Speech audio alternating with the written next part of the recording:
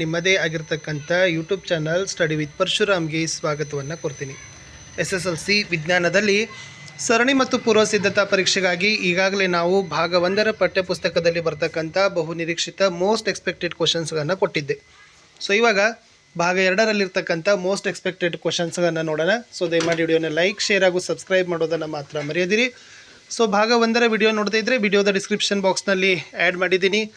Physics, chemistry, biology, ಭೌತವಿಜ್ಞಾನ, ರಸಾಯನ ವಿಜ್ಞಾನ, ಜೀವ ವಿಜ್ಞಾನದ ಪಾಸಿಂಗ್ ಪ್ಯಾಕೇಜ್ ಕೊಟ್ಟಿದ್ದೀನಿ. ಎಲ್ಲ ಪಾಠದ ಪ್ರಶ್ನೋತ್ತರಗಳ ಪ್ಲೇಲಿಸ್ಟ್ ಲಿಂಕ್ ಇದೆ, ಅದನ್ನು ಸಹಿತ ಕೊಟ್ಟಿದ್ದೀನಿ, ಅದನ್ನು ನೋಡಿ ಅಂತ ಹೇಳ್ತಾ 2ನೇ ಭಾಗದ ವಿಡಿಯೋವನ್ನು ನೋಡೋಣ. ಸೊ ಇದೇ ತನ್ನಾಗಿರ್ತಕ್ಕಂಥ ಎಲ್ಲ ವಿಷಯಗಳಲ್ಲಿ ವಿಡಿಯೋಗಳಿದ್ದಾವೆ. ದಯಮಾಡಿ ನಮ್ಮ ಚಾನಲ್ನಲ್ಲಿ ವಿಸಿಟ್ ಮಾಡಿ. ವಿಜ್ಞಾನ ಭಾಗ 2ರಲ್ಲಿ 3ನೇ ಪಾಠ ಲೋಹಗಳು ಮತ್ತು ಅಲೋಹಗಳು ಅಂತಕ್ಕಂಥ ಪಾಠ. ಅದರಲ್ಲಿ ಲೋಹ ಮತ್ತು ಅಲೋಹಗಳ ಭೌತ ಗುಣಗಳು ಮತ್ತು ವ್ಯತ್ಯಾಸ ವೆರಿ ಇಂಪಾರ್ಟೆಂಟ್ ಆಗಿರ್ತಕ್ಕಂಥ ಟಾಪಿಕ್. ಲೋಹ ಮತ್ತು ಅಲೋಹಗಳ ರಾಸಾಯನಿಕ ಗುಣಗಳು ಏನಿದಾವೆ, ಸೋಡಿಯಂ ಕ್ಲೋರೈಡ್ ಹೇಗೆ ಉಂಟಾಗ್ತದೆ ಇದನ್ನು ಸ್ವಲ್ಪ ಚೆನ್ನಾಗಿ ಕಲ್ಕೊಡ್ರಿ. ಕ್ರಿಯಾಶೀಲತೆಯ ಸರಣಿ ಮೇಲೆ ಪ್ರಶ್ನೆಗಳು ಬರ್ತಾವೆ. ಅಪ್ಲೈಡಲ್ಲಿ ಮೆಗ್ನೀಸಿಯಂ ಕ್ಲೋರೈಡ್ ಹೇಗಾಗ್ತದೆ, ಅಯಾನಿಕ್ ಸಂಯುಕ್ತಗಳ 4 ಗುಣಗಳು ಗೊತ್ತಿರಲಿ, ಲೋಹೋದ್ಧರಣ, ಅದಿರುಗಳ ಪುಷ್ಟೀಕರಣ, ಲೋಹದ ಶುದ್ಧೀಕರಣ, ಅಪಕರ್ಷಣಕಾರಿಗಳು, ಮುಂದೆ ಸಂಕ್ಷಾರಣ ತಡೆಗಟ್ಟತಕ್ಕಂಥ ವಿಧಾನಗಳು ಯಾವಿದಾವೆ, ಗ್ಯಾಲ್ವನೀಕರಣ ಏನದ, ಮಿಶ್ರಲೋಹ ಅಂದರೆ ಏನು, ಮಿಶ್ರಲೋಹಗಳಿಗೆ ಉದಾಹರಣೆಗಳು, ಮಿಶ್ರಲೋಹದ ಘಟಕಗಳ ಮೇಲೆ ಭಾಳ ಪ್ರಶ್ನೆಗಳು ಬರಾಕತ್ತಾವ. ಇಷ್ಟು ನೋಡಿದರೆ ಈ ಪಾಠದಿಂದ ಬರ್ತಕ್ಕಂಥ ಮೋಸ್ಟ್ ಇಂಪಾರ್ಟೆಂಟ್ ಕ್ವಶನ್ಸ್ಗಳು ನಿಮಗೆ ಕ್ಲಿಯರ್ ಆಯಿತು. ಮುಂದೆ ಬರ್ತೀನಿ ಕಾರ್ಬನ್ ಮತ್ತು ಅದರ ಸಂಯುಕ್ತಗಳು ಪಾಠ. ಇಲ್ಲಿ ಕಾರ್ಬನ್ ಸಂಯುಕ್ತದ ಗುಣಗಳು ಮತ್ತು ಕಾರ್ಬನ್ನ ಎಲೆಕ್ಟ್ರಾನ್ ವಿನ್ಯಾಸ ಭಾಳ ಇಂಪಾರ್ಟೆಂಟ್ ಆಗಿರ್ತಕ್ಕಂಥ ಕ್ವಶನ್. ಇಲ್ಲಿ ಹೈಡ್ರೋಜನ್, ಕ್ಲೋರಿನ್, ಆಕ್ಸಿಜನ್, ನೀರು, ನೈಟ್ರೋಜನ್, ಅಮ್ಮೋನಿಯಾ, ಮೀಥೇನ್ ಇವುಗಳು ಹೇಗೆ ಉಂಟಾಗ್ತವೆ ಅನ್ನೋದನ್ನು ಕೇಳಿದ್ದಾರೆ. ಅದನ್ನು ಸ್ವಲ್ಪ ನೋಡ್ಕೊಂಡು ಹೋಗಿ. ಮುಂದೆ ಈ ಸಹವೆಲೆನ್ಸಿಯ ಸಂಯುಕ್ತದ ಅರ್ಥ ಏನು ಮತ್ತು ಸಹವೆಲೆನ್ಸಿಯ ಸಂಯುಕ್ತದ ಗುಣಗಳು, ಅಯಾನಿಕ್ ಸಂಯುಕ್ತ ಮತ್ತು ಸಹವೆಲೆನ್ಸಿಯ ಸಂಯುಕ್ತದ ನಡುವಿನ ವ್ಯತ್ಯಾಸ, ಕೆಟನೀಕರಣ ಅಂದರೆ ಏನು, ಟೆಟ್ರಾವೆಲೆನ್ಸಿ ಅಂದರೆ ಏನು, ಪರ್ಯಾಪ್ತ ಮತ್ತು ಅಪರ್ಯಾಪ್ತ ಕಾರ್ಬನ್ ಸಂಯುಕ್ತಗಳು ಅದರ ಅರ್ಥ, ಉದಾಹರಣೆಗಳು, ವ್ಯತ್ಯಾಸ. ಇನ್ನು ಸರಪಳಿ ರಚನೆ, ಕವಲು ರಚನೆ, ಉಂಗುರ ರಚನೆ. ಸೊ ನಿಮಗೆಲ್ಲ ಕಾರ್ಬನ್ ಸಂಯುಕ್ತಗಳ ಬಗ್ಗೆ ಗೊತ್ತಿರಬೇಕು. ಅಲ್ಲಿಂದ ಒಂದಂತೂ ಕೂಡ ವೆರಿ ಇಂಪಾರ್ಟೆಂಟ್ ಆಗಿ ಕೇಳ್ತಾರೆ. ಅದು ಯಾವುದಾದ್ರೂ ಒಂದು ರಚನೆಗಳು ಬಂದೇ ಬರ್ತದೆ. ಮುಂದೆ ಆಲ್ಕೀನ್, ಅಲ್ಕೇನ್, ಅಲ್ಕೈನ್ಗಳು ಅವುಗಳ ಸಾಮಾನ್ಯ ಸೂತ್ರ ಏನು, ಅವುಗಳಿಗೆ ಉದಾಹರಣೆಗಳು, ಕ್ರಿಯಾ ಗುಂಪುಗಳ ಮೇಲೆ ಪ್ರಶ್ನೆ, ಅನುರೂಪ ಶ್ರೇಣಿಗಳ ಮೇಲೆ ಪ್ರಶ್ನೆಗಳು ಕೇಳ್ತಾರೆ. ಕಾರ್ಬನ್ ಸಂಯುಕ್ತದ ರಾಸಾಯನಿಕ ಗುಣಗಳು, ಅದರಲ್ಲಿ ವಿಶೇಷವಾಗಿ ಸಂಕಲನ ಕ್ರಿಯೆ ಮತ್ತು ಆದೇಶನ ಕ್ರಿಯೆ ವ್ಯತ್ಯಾಸಗಳನ್ನು ಕೇಳ್ತಾರೆ. ಎಥನಾಲ್ ಮತ್ತು ಎಥನೋಯಿಕ್ ಆಮ್ಲ, ಮುಂದೆ ಸಾಬೂನುಗಳು ಉಂಟಾಗ್ತಕ್ಕಂಥ ರೀತಿ, ಆಮೇಲೆ ಮಾರ್ಜಕಗಳು ಅಂತಕ್ಕಂಥದ್ದು ಇಂಪಾರ್ಟೆಂಟ್ ಆಗಿರ್ತಕ್ಕಂಥ ಪ್ರಶ್ನೆ ಇತ್ತು. ಇಷ್ಟು ನೋಡಿದರೆ ಕಾರ್ಬನ್ ಮತ್ತು ಅದರ ಸಂಯುಕ್ತಗಳು ಪಾಠದಿಂದ ಬರ್ತಕ್ಕಂಥ ಎಲ್ಲ ಕ್ವಶನ್ಗಳು ನಿಮಗೆ ಗೊತ್ತಾಯಿತು. ಇನ್ನು ಮುಂದಿನ ಪಾಠ ಜೀವಿಗಳು ಹೇಗೆ ಸಂತಾನೋತ್ಪತ್ತಿಯನ್ನು ನಡೆಸ್ತಾವೆ ಅಂತಕ್ಕಂಥದ್ದು.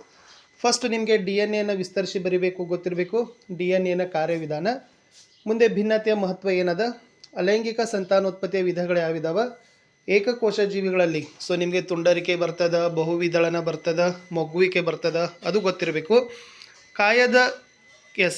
ಕಾಯದ ಸಂತಾನೋತ್ಪತ್ತಿಯ ಉಪಯೋಗಗಳು ಮತ್ತು ಅನ್ವಯಗಳು ಅದು ನೋಡ್ಕೊಡ್ರಿ. ಬೀಜಕಗಳ ಉತ್ಪಾದನೆ, ಲೈಂಗಿಕ ಸಂತಾನೋತ್ಪತ್ತಿಯ ಪ್ರಾಮುಖ್ಯತೆ ಏನದ, ಹೂಗಳಲ್ಲಿ ಕೇಸರ ಮತ್ತು ಶಲಾಕೆಗಳು ಏನು ಕೆಲಸ ಮಾಡ್ತವೆ, ಹೂವಿನ ಚಿತ್ರನೂ ಕೂಡ ನಿಮಗೆ ಗೊತ್ತಿರಬೇಕು. ಮುಂದೆ ನಿಷೇಚನ ಮೇಲೆ ಪ್ರಶ್ನೆಗಳು ಬರ್ತಾವೆ.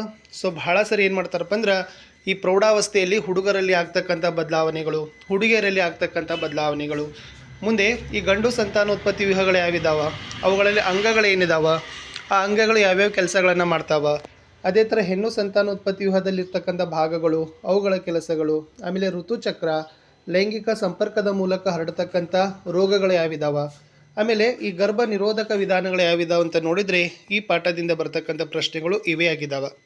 ಇನ್ನು ಅನುವಂಶಿ ಅಂತಲೂ ಕೂಡ ಡೆಡ್ ಈಸಿ ಪಾಠ. ಇಲ್ಲಿ 2 ಪ್ರಶ್ನೆಗಳು ಯಾವತ್ತೂ ಕೇಳ್ತಾರೆ. ಫಸ್ಟ್ ನಿಮ್ಗೆ ಅನುವಂಶೀಯ ಗುಣಗಳ ಬಗ್ಗೆ ಗೊತ್ತಿರಲಿ, ಆಮೇಲೆ ಅನುವಂಶೀಯತೆಯ ನಿಯಮ, ಅದೇ ಮೆಂಡಲ್ರವರ ಕೊಡುಗೆ ಅಂತಾರೆ. ಏಕತಳೀಕರಣ, ದ್ವಿತಳೀಕರಣ, F2 ಚಕ್ಕರ್ ಬೋರ್ಡನ್ನು ಕಲ್ಕೊಂಡು ಹೋಗಿ. ಸೊ ಪ್ರತಿ ಸರಿ F2 ಚಕ್ಕರ್ ಬೋರ್ಡನ್ನು ಕೇಳ್ತಾರೆ. ಮುಂದೆ ಮಾನವರಲ್ಲಿ ಲಿಂಗ ನಿರ್ಧಾರಣೆ ಅಂತಕ್ಕಂಥದ್ದು ವೆರಿ ಮೋಸ್ಟ್ ಇಂಪಾರ್ಟೆಂಟ್ ಕ್ವಶನ್. ಇಲ್ಲಿ F2 ಚಕ್ಕರ್ ಬೋರ್ಡು ಮತ್ತು ಮಾನವನಲ್ಲಿ ಲಿಂಗ ನಿರ್ಧಾರಣ ಯಾವತ್ತೂ ಕೂಡ ಕೇಳ್ತಕ್ಕಂಥ ಪ್ರಶ್ನೆಗಳೇ ಆಗಿದ್ದಾವೆ. ಮುಂದೆ ಬೆಳಕು ಪ್ರತಿಫಲನ ಮತ್ತು ವಕ್ರೀಭವನ ಪಾಠಕ್ಕೆ ಹೋಗೋಣ. ಇಲ್ಲಿ ಪ್ರತಿ ಸರಿ ಕೇಳ್ತಕ್ಕಂಥ ಪ್ರಶ್ನೆಗಳು ಪ್ರತಿಫಲನದ ನಿಯಮಗಳು. ಮುಂದೆ ಸಮತಲ ದರ್ಪಣದಲ್ಲಿ ಪ್ರತಿಬಿಂಬದ ಲಕ್ಷಣಗಳು ಹೇಗೆ ಬರ್ತಾವೆ, ಗೋಳಿಯ ದರ್ಪಣಗಳೇನು, ಮುಂದೆ ಪೀನ ದರ್ಪಣ ಮತ್ತು ನಿಮ್ನ ದರ್ಪಣದ ಉಪಯೋಗಗಳನ್ನು ಕೇಳ್ತಾರೆ. ಯಾವತ್ತೂ ಕೂಡ ಮೋಸ್ಟ್ ರಿಪೀಟೆಡ್ ಆಗ್ತಕ್ಕಂಥ ಪ್ರಶ್ನೆಗಳು ಇದೆ. ಯಾವುದು? ನಿಮ್ನ ದರ್ಪಣದ ಉಪಯೋಗಗಳು ಮತ್ತು ನಿಮ್ನ ದರ್ಪಣದ ಗುಣಗಳು ಹೇಗಿದೆ, ಪೀನ ದರ್ಪಣದ ಗುಣ. ಆಮೇಲೆ ಒಂದೆರಡು ಅಂಕಕ್ಕೆ ದರ್ಪಣದ ಸೂತ್ರ, ವರ್ಧನೆಯ ಸೂತ್ರ, ಬೆಳಕಿನ ವಕ್ರೀಭವನದ ನಿಯಮಗಳು ಮೋಸ್ಟ್ ಇಂಪಾರ್ಟೆಂಟ್, ವಕ್ರೀಭವನ ಸೂಚ್ಯಂಕ, ಇದು ನಿಮ್ನ ಮಸೂರ ಮತ್ತು ಪೀನ ಮಸೂರದಲ್ಲಿ ಹೇಗೆ ಪ್ರತಿಬಿಂಬ ರಚನೆ ಆಗ್ತದೆ, very most important fix question. 2F1 2F2 ಸಿದಲ್ಲಿ ಪ್ರತಿಬಿಂಬದ ಸ್ಥಾನ, ಗಾತ್ರ, ಸ್ವಭಾವ ಅದು ನೀವು ಪ್ರಾಕ್ಟೀಸ್ ಮಾಡಲೇಬೇಕು. ಅಲ್ಲಿಂದ ಒಂದು ಕ್ವಶನ್ ಅಂತೂ ಗ್ಯಾರಂಟಿಯಾಗಿ ತಗೋತೀರಿ.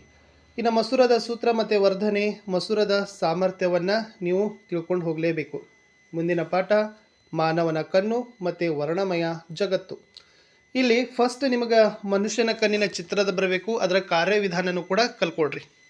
ಮುಂದೆ ಕಣ್ಣಿನ ಹೊಂದಾಣಿಕೆ ಸಾಮರ್ಥ್ಯದ ಡೆಫಿನಿಷನ್, ಸ್ಪಷ್ಟ ದೃಷ್ಟಿಯ ಕನಿಷ್ಠ ದೂರ ಎಷ್ಟದ, ಗರಿಷ್ಠ ದೂರ ಬಿಂದು ಎಷ್ಟಿರ್ತದ, ಕಣ್ಣಿನ ಪೊರೆ, ಇದನ್ನೇ ಕ್ಯಾಟ್ರಾಕ್ಟ್ ಅಂತಾರೆ, ನೆನಪಿರಲಿ. ಸಮೀಪ ದೃಷ್ಟಿ ದೋಷ ಅರ್ಥ, ಅದಕ್ಕೆ ಕಾರಣ, ಪರಿಹಾರ, ದೂರದೃಷ್ಟಿಯ ದೋಷ, ಕಾರಣ, ಪರಿಹಾರ. ಈ ಎರಡರಲ್ಲಿ ಒಂದು ಕ್ವಶನ್ ಅಂತೂ ಕೂಡ ಕೇಳ್ತಾರೆ. ಮುಂದೆ ಪ್ರಿಸ್ಬಯೋಪಿಯಾ ಅದು ಕೂಡ ಇಂಪಾರ್ಟೆಂಟ್ ಅದ. ಇನ್ನು ಬೆಳಕಿನ ವರ್ಣ ವಿಭಜನೆ ಉಂಟಾಗಲು ಕಾರಣ ಏನು, ಬಿಳಿ ಬಣ್ಣದ ರೋಹಿತದ ಪುನರ್ ಸಂಯೋಜನೆ, ಅದು ಒಂದು ಪ್ರಯೋಗನೂ ಬರ್ತದೆ, ವಿವರಣೆಯೂ ಬರ್ತದೆ. ಮುಂದೆ ಕಾಮನ ಬಿಲ್ಲು ಉಂಟಾಗುವಿಕೆ, ನಕ್ಷತ್ರಗಳು ಮಿನುಗ್ತವೆ ಯಾಕೆ, ಗ್ರಹಗಳು ಮಿನುಗೋದಿಲ್ಲ ಏಕೆ, ಶೀಘ್ರ ಸೂರ್ಯೋದಯ ಮತ್ತು ವಿಳಂಬಿತ ಸೂರ್ಯಾಸ್ತಕ್ಕೆ ಕಾರಣ ಏನದ, ಟೆಂಡಾಲ್ ಪರಿಣಾಮ, ಶುಭ್ರ ಆಕಾಶದ ಬಣ್ಣ ನೀಲಿನೇ ಏಕಾಗಿರ್ತದೆ ಅಂತಕ್ಕಂಥದ್ದು. ಇವು ಚಿಕ್ಕ ಚಿಕ್ಕ ಪ್ರಶ್ನೆಗಳಿದಾವೆ, ಬಟ್ ಸ್ವಲ್ಪ ಡಿಫಿಕಲ್ಟ್ ಇದಾವೆ. ಸೂರ್ಯೋದಯ ಮತ್ತು ಸೂರ್ಯಾಸ್ತದಲ್ಲಿ ಬಣ್ಣ, ಕಡಿಮೆ ಬಾಗುವ ಬಣ್ಣ, ಹೆಚ್ಚು ಬಾಗುವ ಬಣ್ಣ, ಅದರ ಮೇಲೆ ನಿಮಗೆ ಪ್ರಶ್ನೆಗಳು ಬರ್ತಾವೆ. ಲಾಸ್ಟ್ ಹೋಗೋಣ ನಮ್ಮ ಪರಿಸರ ಪಾಠ. ಅದಕ್ಕಿಂತ ಮುಂಚೆ ಇದೇ ಥರದ ಹೆಚ್ಚಿನ ವಿಡಿಯೋಗಳು ನಮ್ಮ ಯೂಟ್ಯೂಬ್ ಚಾನಲ್ನಲ್ಲಿ ಎಲ್ಲ ವಿಷಯಗಳಲ್ಲಿ ಸಿಗ್ತಾವೆ. ನಿಮ್ಮ ಎನ್ಯುವಲ್ ಎಕ್ಸಾಮ್ಗೂ ಕೂಡ ನಾವು ಆಲ್ ಸಬ್ಜೆಕ್ಟಲ್ಲಿ ಕೊಡ್ತೀವಿ. ಸೊ ದಯಮಾಡಿ ನಮ್ಮ ವಾಟ್ಸಪ್ ಚಾನಲ್ ಮತ್ತು ಟೆಲಿಗ್ರಾಮ್ ಗ್ರೂಪ್ ಅದಾವ, ಅವುಗಳನ್ನು ಬಂದು ಜಾಯ್ನ್ ಆಗಿ, ಅಲ್ಲಿ ನಮಗೆ ನಾವು PDF ಕೊಡ್ತೀವಿ. ಸೊ ದಯಮಾಡಿ ಎಲ್ಲರೂ ಕೂಡ ಶೇರ್ ಮತ್ತು ಸಬ್ಸ್ಕ್ರೈಬ್ ಮಾಡೋದನ್ನು ಮಾತ್ರ ಮರೆಯದಿರಿ. ಪರಿಸರ ಪಾಠದಲ್ಲಿ ನೋಡೋದಾದರೆ ಪರಿಸರ ವ್ಯವಸ್ಥೆಯ ಅರ್ಥ ಮತ್ತು ವಿಧಗಳು ಅನ್ನೋದು ಗೊತ್ತಿರಬೇಕು. ಪರಿಸರ ವ್ಯವಸ್ಥೆಯ ಘಟಕಗಳು, ವಿಶೇಷವಾಗಿ ವಿಘಟಕಗಳ ಪಾತ್ರ ಅಂತ ಬಹಳ ಕೇಳ್ತಾರೆ. ಆಹಾರ ಸರಪಳಿ, ಆಹಾರ ಜಾಲ, ಪೋಷಣಾಸ್ತರ, ಅವುಗಳು ಕೂಡ ಫಿಕ್ಸ್ ಆಗಿರ್ತಕ್ಕಂಥ ಕ್ವಶನ್. ಇನ್ನು ಪರಿಸರ ವ್ಯವಸ್ಥೆಯಲ್ಲಿ ಶಕ್ತಿಯ ಹರಿವು ಹೇಗಿರ್ತದೆ, ಜೈವಿಕ ಸಂವರ್ಧನೆಯ ಅರ್ಥ, ಓಝೋನ್ ಪದರು ಅದರ ಶಿಥಿಲಗೊಳ್ಳುವಿಕೆ, ಸೊ ಇದು ನಿಮಗೆ ಫಿಕ್ಸ್ ಆಗಿರ್ತಕ್ಕಂಥ ಕ್ವಶನ್ ಓಝೋನ್ ಪದರದ ಮೇಲೆ. ಇನ್ನು ಜೈವಿಕ ವಿಘಟನೆಗೆ ಒಳಗಾಗುವ ವಸ್ತುಗಳು, ಜೈವಿಕ ವಿಘಟನೆಗೆ ಒಳಗಾಗದ ವಸ್ತುಗಳು. ಆಮೇಲೆ ತ್ಯಾಜ್ಯ ವಿಲೇವಾರಿಗೆ ಕಾರಣ ಏನದ, ಮುಂದೆ ತ್ಯಾಜ್ಯ ವಿಲೇವಾರಿ ಕಡಿಮೆ ಮಾಡಲಿಕ್ಕೆ ನೀವು ಯಾವೆಲ್ಲ ವಿಧಾನಗಳನ್ನು ಕೊಡ್ತೀರಿ ಅನ್ನೋದನ್ನು ಕೂಡ ಕೇಳ್ತಾರೆ. ನೋಡಿ, ಕನ್ಸೆಪ್ಟ್ ಇವೇ ಇರ್ತಾವೆ, ಬಟ್ ಸ್ವಲ್ಪ ಏನೋ ಕೇಳ್ತಕ್ಕಂಥ ವಿಧಗಳು ಮಾತ್ರ ಟ್ವಿಸ್ಟ್ ಇರ್ತಾವೆ. ಯಾಕಂದರೆ ಡಿಫಿಕಲ್ಟಿ ಲೆವೆಲ್ ಇರೋದ್ರಿಂದ ಚೆನ್ನಾಗಿ ಕನ್ಸೆಪ್ಟ್ ಕ್ಲಿಯರ್ ಮಾಡಿಕೊಂಡ್ರೆ ಖಂಡಿತವಾಗಿ ನಿಮಗೆ ಹೆಚ್ಚು ಅಂಕಗಳು ಸಿಗ್ತಾವೆ. ಇಷ್ಟಿದ್ದು ಈ ವಿಡಿಯೋದಲ್ಲಿ ಅಂತ ಹೇಳ್ತಾ, ವಿಡಿಯೋಗಳನ್ನು ಲೈಕ್, ಶೇರ್ ಮತ್ತು ಸಬ್ಸ್ಕ್ರೈಬ್ ಮಾಡೋದನ್ನು ಮಾತ್ರ ಮರೆಯದಿರಿ.